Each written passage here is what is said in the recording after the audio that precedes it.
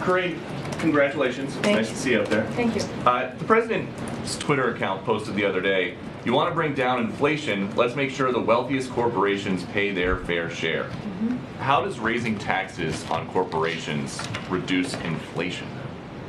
Are you talking about a specific tweet? He tweeted, you want to bring down inflation, let's make sure the wealthiest corporations pay their fair share.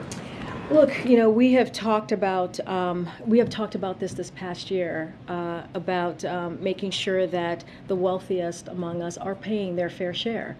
And that is important to do, and that is something that the president has been working on every day when we talk about inflation and lowering costs. And so it's very important that as we're seeing costs rise, as we're talking about how to build a America that's safe, that's equal for everyone and doesn't leave everyone behind. That is an important part of that as well. But how does raising taxes on corporations lower the cost of gas, the cost of a used car, the cost of food for everyday Americans? So look, I think we encourage those who have done very well, right, especially those who care about climate change, to support a fair tax code that doesn't charge manufacturers, workers, cops, builders a higher percentage of their earnings, that the most fortunate people in our nation, and not let that stand in the way of reducing energy costs and fighting this existential problem, if you think about